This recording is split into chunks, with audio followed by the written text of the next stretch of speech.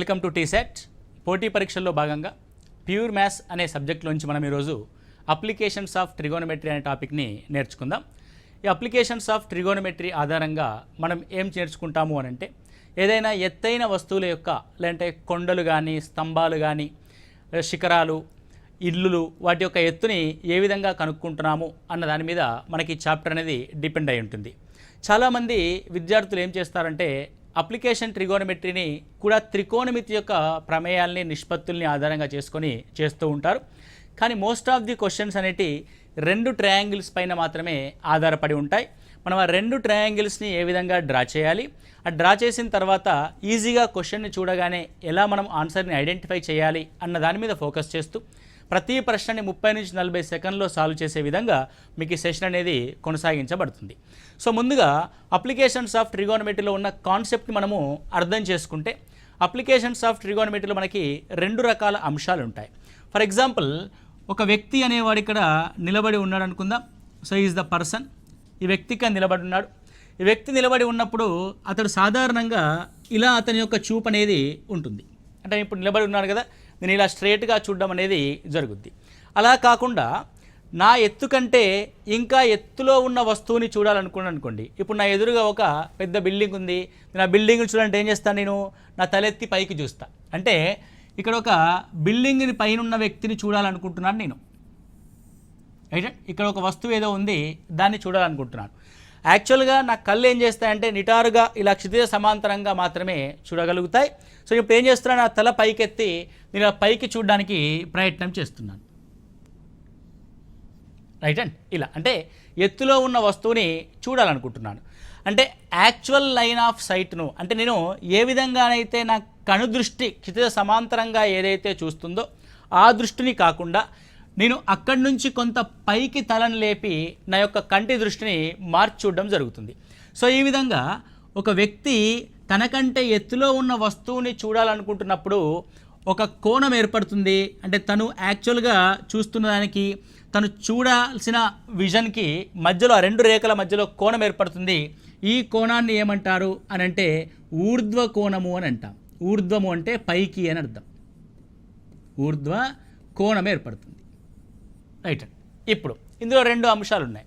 ఒకటి, ఊర్ధ్వ కోణం ఏర్పడినప్పుడు వ్యక్తి ఎంత ఎత్తులో ఉన్న వస్తువుని చూస్తున్నాడు, అది హైట్.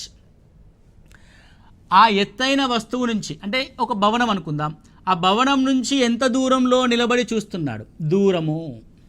ఓకే, మనకి చిన్నప్పుడు అంటే ఆల్మోస్ట్ ఆల్ 2090s కిడ్స్లో ఎవరైతే ఉంటారో వాళ్ళు 10వ తరగతి చదివినప్పుడు ఎత్తులు దూరాలు అనే ఒక టాపిక్ ఉంటుండే మ్యాథమెటిక్స్లో. అదే అనమాట. ఏంటిది, ఎత్తు ఏంటి, దూరం ఏంటి.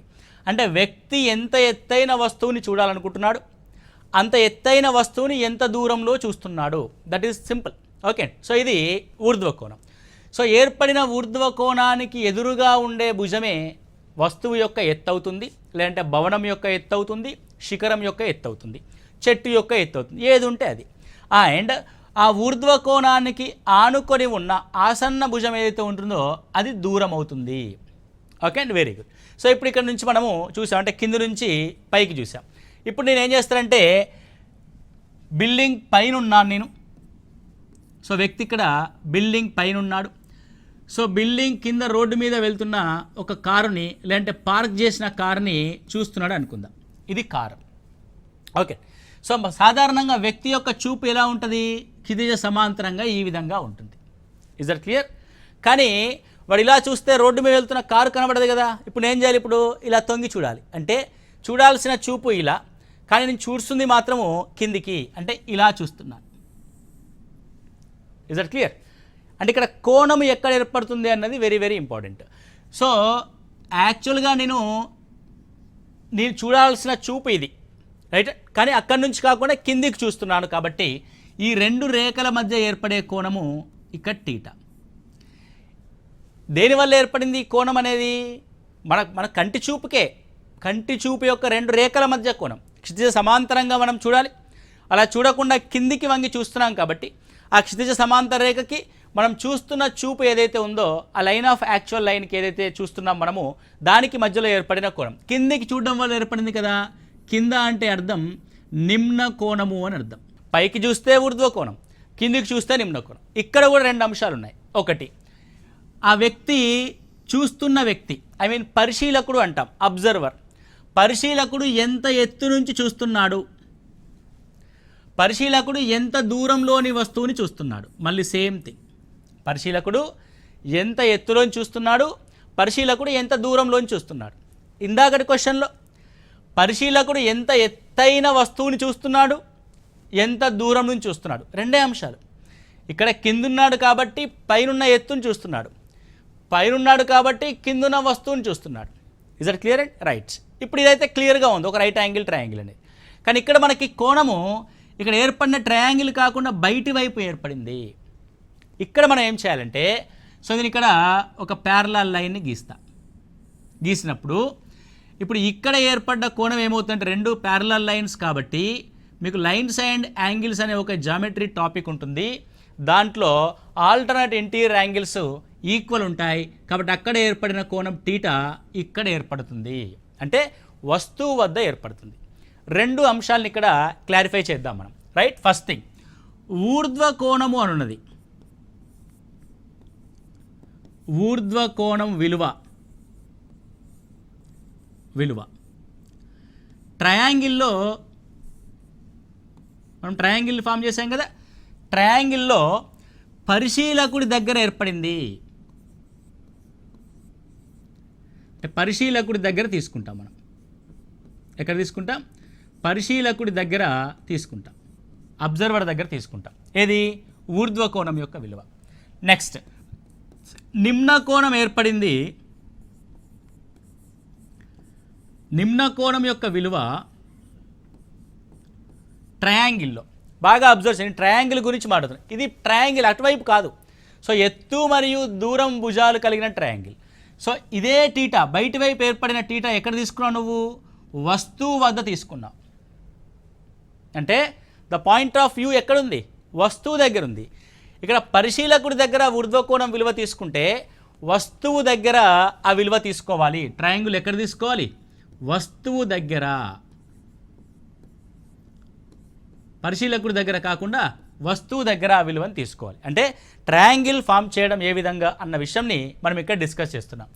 ఊర్ధ్వకోణము అన్నప్పుడు మనం గీయబడిన ట్రయాంగిల్లో పరిశీలకుడి దగ్గర ఆ కోణాన్ని తీసుకోవాలి.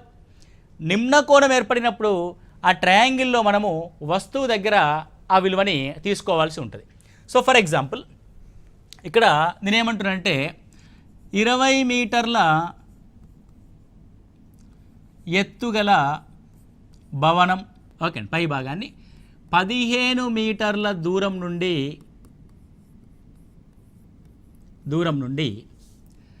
30 డిగ్రీల ఊర్ధ్వ కోణంతో పరిశీలిస్తే, లేదంటే డి దూరం నుండి అనండి, డి దూరం నుండి 30 డిగ్రీల ఊర్ధ్వ కోణంతో పరిశీలిస్తే, ఆన్సర్ క్వశ్చన్ చేయట్లేదు, నేను ఫిగర్ అవుట్ చేస్తున్నాను, రైట్? And simple. ఎత్తు ఎంత? 20 మీటర్లు. ఇది ఎత్తు 20 మీటర్లు. సో ఎంత దూరము?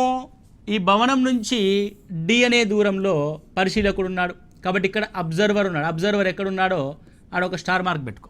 అబ్జర్వర్ ఉన్నాడు. ఈ భవనం యొక్క పై భాగాన్ని అబ్జర్వ్ చేస్తున్నాడు. ఇప్పుడు 30 డిగ్రీలు అనేది ఊర్ధ్వ కోణం కదా, పైకి చూస్తున్నప్పుడు, కాబట్టి కింద నుంచి చూస్తున్నాం కదా మనము, కాబట్టి ఇక్కడ 30 డిగ్రీలని మనం తీసుకోవాలి, 30 డిగ్రీస్, రైట్? ఇది మనము ఫామ్ చేయాల్సిన ట్రయాంగిల్. ఒకవేళ 20 మీటర్ల భవనం పైనుండి డి దూరంలో, ఎక్కడి నుంచి? భవనం నుండి డి దూరంలో భూమిపై ఉన్న ఒక కారుని 60 డిగ్రీల నిమ్న కోణంతో పరిశీలిస్తే, ఎలా పరిశీలిస్తున్నాం మనం? 60 డిగ్రీల నిమ్న కోణంతో పరిశీలిస్తున్నాం. ఇప్పుడు దీనికి ట్రయాంగిల్ ఏ విధంగా గీస్తాం? Same thing. ఎంత ఎత్తు? 20 మీటర్ల ఎత్తు, రైట్? ఎత్తు 20 మీటర్లు తీసుకున్నాం. నువ్వెక్కడున్నావు? పైన ఉన్నావు. ఏం అబ్జర్వ్ చేస్తున్నావు? భవనం నుండి డి దూరంలో భూమిపై ఒక కారుని అబ్జర్వ్ చేస్తున్నావు. అప్పుడు ఇలా అబ్జర్వ్ చేస్తాను. ఇప్పుడు ఈ 60 డిగ్రీల అనే వాల్యూని ఎక్కడ తీసుకోవాలి? సో అబ్జర్వేషను, అబ్జర్వరు దేన్ని అబ్జర్వ్ చేస్తున్నాడు? కారుని. కాబట్టి ఏదైతే పరిశీలనాంశం ఉంటుందో, అబ్జర్వేషన్ పాయింట్ ఏదైతే ఉంటుందో, వస్తువు ఏదైతే ఉంటుందో దాని దగ్గర మనము 60 డిగ్రీలు తీసుకోవాలి. కాబట్టి 60 డిగ్రీలు ఎక్కడ తీసుకోవాలి? ఇక్కడ. ఇందాక పరిశీలకుడి దగ్గర 30 డిగ్రీలు తీసుకున్నావు, ఊర్ధ్వకోణం కాబట్టి. ఇక నిమ్న కోణం కాబట్టి పరిశీలకుడి దగ్గర కాకుండా వస్తువు దగ్గర 60 డిగ్రీలు తీసుకుంటున్నావు. సో ఈ 2 ట్రయాంగిల్స్ గీయగలిగితే నీకు మొత్తం చాప్టర్ అయిపోయినట్టే. ఓకే, అంతకుమించి ఏమీ ఉండదు. Just we are going to discuss the problems. Okay, right. Next question చూడండి. ఇక్కడ ఒక టవరు నేలపై నిట్ట నిలువుగా ఉంది.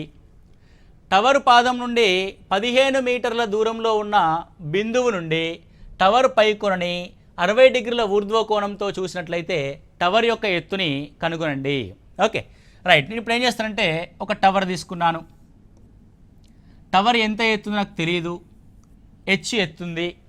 సో టవర్ నుండి దూరం ఇచ్చాడు. ఎంత దూరం ఇచ్చాడు? 15 మీటర్ల దూరంలో. ఎస్, అబ్జర్వర్ ఉన్నాడు. వాడు టవర్ యొక్క పై కొనని అబ్జర్వ్ చేస్తున్నాడు. సో ఇక్కడ నుంచి అబ్జర్వ్ చేశాడు. ఎంత ఊర్ధ్వకోణము? 60 డిగ్రీలు.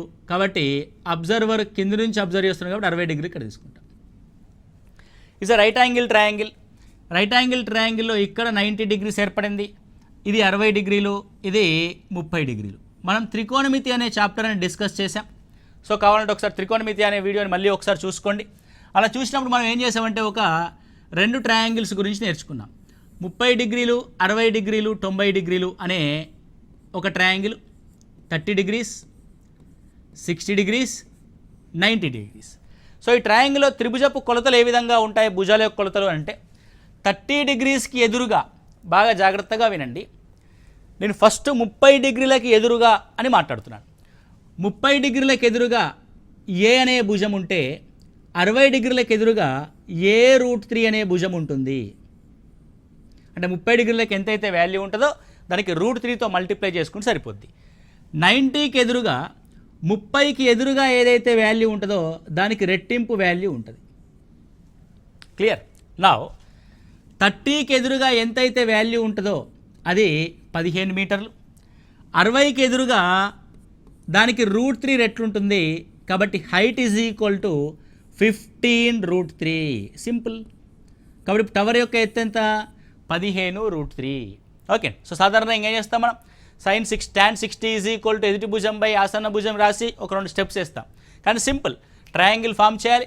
60 డిగ్రీలకు ఎదురుగా ఎత్తుంది 15√3, 30 డిగ్రీలకు ఎదురుగా దూరం ఉంది 15 మీటర్స్. Okay, right. ఆ ట్రయాంగిల్ నీకు గుర్తొస్తాయి.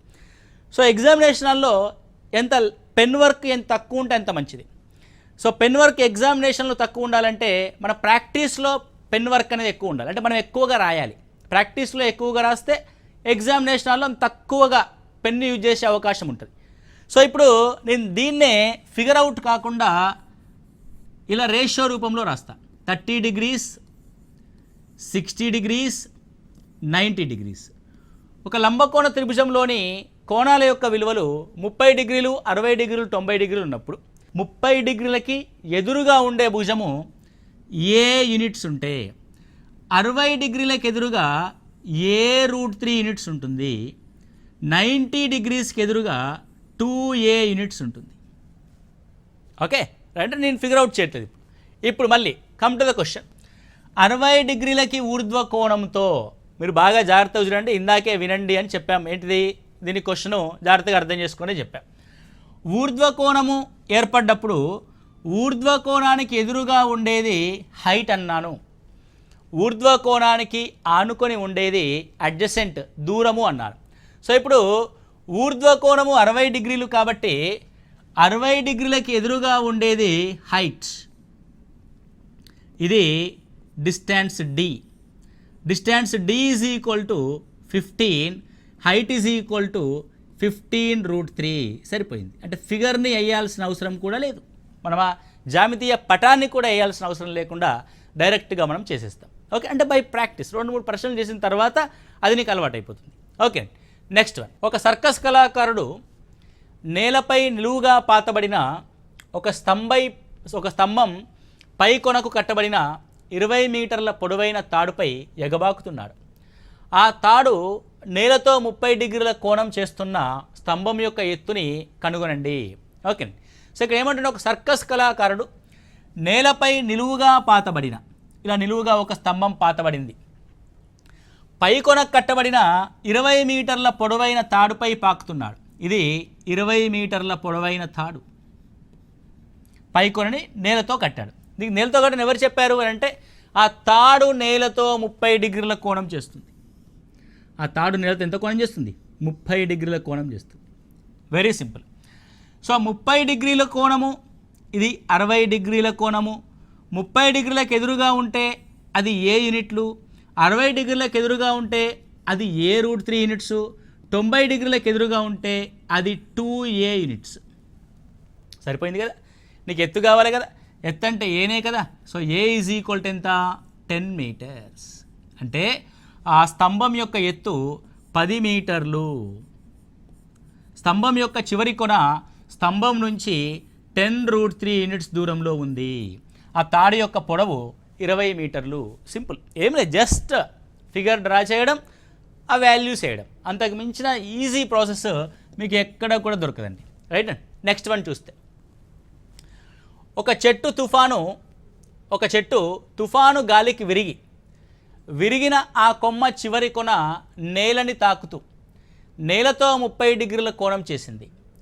నేలను తాకిన చెట్టు కొనకు చెట్టు మొదలకు మధ్య గల దూరం 8 మీటర్లు అయినా చెట్టు విరగకముందు ఆ చెట్టు యొక్క ఎత్తుని కనుగొనండి. చెట్టు విరగకముందు ఆ చెట్టు యొక్క ఎత్తుని కనుగొనండి. Very simple. జస్ట్ మనకు ఇమాజినేషన్ అనేది తెలియాలి. ఎలా ఉంటుంది, చెట్టు ఎలా ఉండే, విరగక ముందు ఎలా ఉండే, విరిగిన తర్వాత ఎలా ఉంది అన్న విషయాన్ని మనం ఇక్కడ అబ్జర్వ్ చేయాలి. ఇలా చెట్టు ఉంది, ఓకే. సో చెట్టు యొక్క పై భాగం విరిగిందంటే ఈ విరిగిన భాగం ఇలా నేల మీదకి వచ్చేస్తుంది. కాబట్టి నేను ఏమంటానంటే ఫస్ట్ విరగక ముందు ఇది చెట్టు. తుఫానికి ఏమైందంటే ఇగో ఇంత భాగం ఉంది కదా, ఈ భాగం విరిగింది. విరిగిన తర్వాత పైనే ఉంటుందా? ఉండదు. పైనుంచి వేలాడి నేలను తాకుతుంది. అంటే ఈ విరిగిన పార్ట్ ఏదైతే ఉందో ఇది ఇప్పుడు ఇలా నేలను తాకింది. అంటే ఇక్కడ ఉన్న లెంతే ఇక్కడికి వచ్చింది, నేలను తాకింది. సో నేలను తాకినప్పుడు అది నేలతో ఎన్ని డిగ్రీల కోణం చేస్తుందంట? అది నేలతో 30 డిగ్రీల కోణం చేస్తుందంట. నేలతో ఎంత కోణం చేస్తుంది? 30 డిగ్రీ. అంటే విరిగిన భాగము నేలతో చేసే కోణం 30 డిగ్రీలు. సో ఇది 60 డిగ్రీలు. ట్రయాంగిల్ ఫామ్ అవ్వగానే వేసేయాలి మనం. ఇది ఏ, 60కి ఎదురుగా a√3 అండ్ 90కి ఎదురుగా 2a. నువ్వు జాగ్రత్తగా గమనించు. చెట్టు మొత్తం పొడవిది, విరిగిన తర్వాత ఏ మిగిలింది. సో విరిగిన భాగము 2a ఇలా వేలాడుతుంది. అంటే చెట్టు యొక్క మొత్తం ఎత్తు ఈ రెండు కొలతలే కదా. కాబట్టి ద హైట్ ఆఫ్ ట్రీ, చెట్టు యొక్క మొత్తం ఎత్తు మిగిలిన భాగము ప్లస్ విరిగిన భాగము రెండూ కలిపితే 3aకి సమానం. Then what about A? ఏమంటున్నాడు? చెట్టు మొదలకు మధ్య గల దూరం 8 మీటర్లు అంటున్నాడు. అంటే చెట్టు యొక్క మొదలు నుంచి చెట్టు విరిగిన భాగానికి గల దూరము 8 మీటర్లు. అంటే a√3 ఈజ్ ఈక్వల్ టు 8.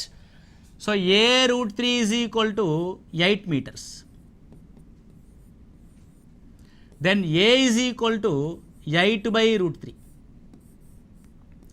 నీకు కావాల్సిన చెట్టు యొక్క మొత్తం ఎత్తు కాబట్టి 3 × a is equal to 3 × 8/√3. When we cancel √3 to 3, you will get √3. So what is the value? 8√3 meters. ఎంతంటే వాల్యూ 8√3 meters. అంటే చెట్టు యొక్క పూర్తి ఎత్తు 8√3 meters. Okay, very simple. ఒక గుత్తేదారు పార్కులో పిల్లలు ఆడుకోవడానికి 2 వాలు బల్లల్ని ఏర్పాటు చేయాలనుకున్నాడు. 5 సంవత్సరాల లోపు వయసు గల పిల్లల కోసం ఏర్పాటు చేయాలనుకున్న వాలు బల్ల పై భాగము నేలకి 1.5 మీటర్ల ఎత్తులోను, వాలు బల్ల నేలతో 30 డిగ్రీల కోణం చేసేలా మరియు పెద్ద పిల్లలకి వాలు బల్ల పై భాగము నేలకి 3 మీటర్ల ఎత్తులోను, వాలు బల్ల నేలతో 60 డిగ్రీల కోణం చేసే విధంగా ఏర్పాటు చేస్తే ఆయా వాలు బల్లల పొడవుల్ని కనుగొనండి. రైట్ అండి. మీకు తెలుసుగా అండి, పిల్లలు ఇట్లా జారుడు బండ ఆడతారు కదా. రైట్ అండి. అట్లాంటి 2 ఏర్పాటు చేయాలనుకుంటున్నాడు అతను. సో ఇది ఇలా ఉంటుంది జారుడు బండ, కొంత ఎత్తు అంటే మెట్లుంటాయి ఇటు, ఇది జారేది జారుడు బండ. ఇది వాలు బల్ల. ఓకే, ఫస్ట్ చిన్న పిల్లల దానికి వద్దాం. ఫస్ట్ ఫిట్ చేద్దాం. సో వాలుబల్ల ఏం చేస్తున్నాడంటే చిన్న పిల్లల యొక్క వాలుబల్ల నేలతో 30 డిగ్రీల కోణం చేస్తుందట. రైట్ అండి. 30 డిగ్రీలకు ఎదురుగా ఏ ఉంటే ఎంత ఎత్తులో ఉందా ఏ? సో ఎంత ఎత్తులో ఉంది? వాలుబల్ల పై భాగము 1.5 మీటర్ల ఎత్తులో ఉంది. నీకు కావాల్సింది ఈ వాలుబల్ల యొక్క విలువ 2a, that is equal to 2 into 1.5, it will be 3 meters. కాబట్టి చిన్నపిల్లల కోసం ఏర్పాటు చేయబడిన ఈ వాలుబల్ల యొక్క పొడవెంత? 3 మీటర్లు. ఓకే, నెక్స్ట్ పెద్దవాళ్ళ కోసం ఒకటి ఏర్పాటు చేద్దాం. సో పెద్దవాళ్ళ యొక్క వాలుబల్ల ఎంత ఎత్తులో ఉండాలి? సో పెద్ద పిల్లలకి వాలుబల్ల పై భాగము నేలకి 3 మీటర్ల దూరంలో ఉండాలి. ఓకే, 3 మీటర్ల ఎత్తులో బల్లను ఏర్పాటు చేసినాము. చేస్తే ఆ బల్ల నేలతో ఎంత కోణం చేస్తుంది? నేలతో 60 డిగ్రీల కోణం చేస్తుంది. ఓకే, ఇది మనకు కావాల్సిన వాలుబల్ల. ఏది ఏమైనా ఇది 30 డిగ్రీలు. 30 డిగ్రీలకు ఎదురుగా ఏ ఉంటే 60 డిగ్రీలకు ఎదురుగా a√3 ఉంటుంది. So a√3 is equal to 3 కాబట్టి a ఈజ్ ఈక్వల్ టు 3/√3 అనే విలువని మనం ఇక్కడ కనుక్కున్నాం. So a is equal to 3/√3. 3/√3 అంటే క్యాన్సిల్ చేస్తే ఇట్ విల్ బి √3. కాబట్టి 30 డిగ్రీలకు ఎదురుగా √3 ఉంటే 90 డిగ్రీస్కి ఎదురుగా వాలుబల్ల యొక్క పొడవు 2a ఉంటుంది. కాబట్టి 2√3 ఉంటుంది. సో పెద్దవాళ్ళ కోసం ఏర్పాటు చేయబడిన వాలుబల్ల యొక్క పొడవు ఎంత? 2√3. చిన్నవాళ్ళ కోసం ఏర్పాటు చేయబడిన వాలుబల్ల యొక్క పొడవు ఎంత? 3 మీటర్స్.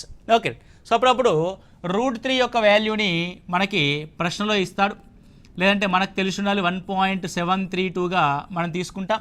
నువ్వు 2 into 1.732తో మల్టిప్లై చేస్తే వచ్చే value 2 2s are 4, 2 3s are 6, 2 7s are 14, 2 1s are 2, 3.464గా మనం చూస్తాం.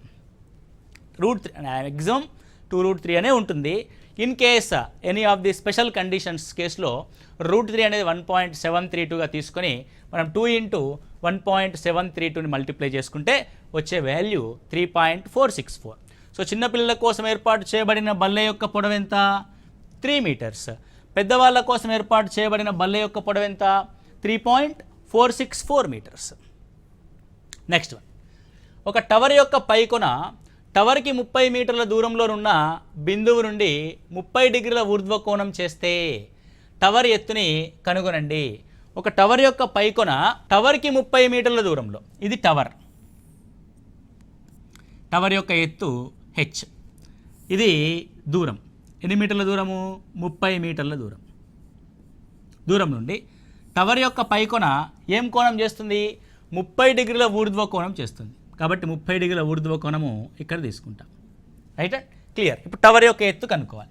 సో 30 డిగ్రీలకు ఎదురుగా ఉండే value A is equal to H. So 60 డిగ్రీలకు ఎదురుగా ఏముంటుందంటే a√3 ఉంటుంది. కాబట్టి 30 మీటర్ల యొక్క వాల్యూ a√3కి సమానం. మరి ఏ యొక్క వాల్యూ ఎంత? That is 30/√3, 3 10s, 10√3 meters. So what is the height? That height is equal to 10√3 meters. అంత సింపుల్. సో ఆ టవర్ యొక్క ఎత్తు ఎంత? టవర్ యొక్క ఎత్తు 10√3 మీటర్స్గా మనం చూస్తాము. Okay, right. Next question.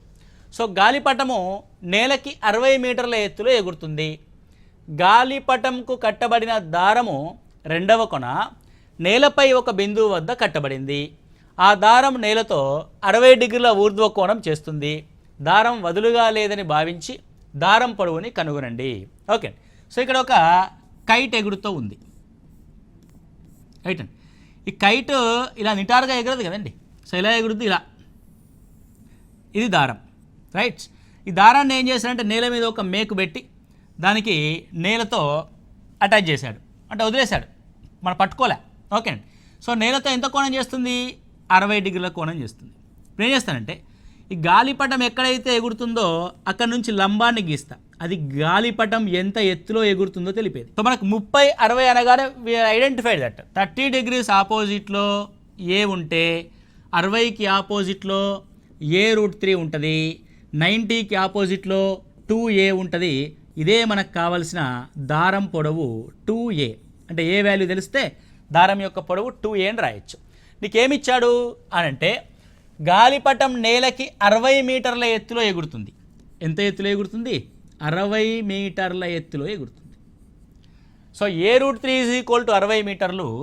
So నా √3తో క్యాన్సిల్ చేస్తే A = 20√3. ఓకే. సో 3తో క్యాన్సిల్ చేస్తే 3 20ల. సో 3 అనేది క్యాన్సిల్ అవ్వదు కాబట్టి √3 ఉంటుంది కాబట్టి √3ని అక్కడ తీసుకుంటాం. సో A = 20√3 కాబట్టి 2A = 40√3. 40√3 అంటే అప్లికేషన్స్ ఆఫ్ ట్రిగోనమెట్రీ అనే చాప్టర్ని త్రికోణమితీయ నిష్పత్తుల్ని వాడకుండా కేవలం ఒక ట్రయాంగిల్ని అర్థం చేసుకోవడం ద్వారా మనం ఆన్సర్ చేస్తూ ఉన్నాం. 30 డిగ్రీలకు ఎదురుగా ఉన్న వాల్యూ ఏముంటుంది, 60 డిగ్రీలకు ఎదురుగా ఉన్న వాల్యూ ఏముంటుంది, 90 డిగ్రీస్కి ఎదురుగా ఉన్న వాల్యూ ఏముంటుంది. ప్రశ్నలో ఇచ్చిన విలువేంటి, అడుగుతున్న విలువేంటి అన్నదాన్ని ఆధారంగా చేసుకొని మనం ప్రశ్నల్ని సాల్వ్ చేస్తూ వస్తున్నాం. ఓకే, ఇది అప్లికేషన్స్ ఆఫ్ ట్రిగోనమెట్రీలో ఊర్ధ్వ కోణానికి సంబంధించిన ప్రశ్నలు.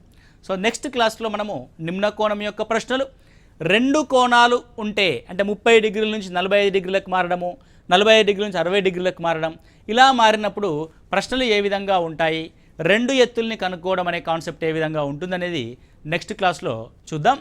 Thank you. All the best.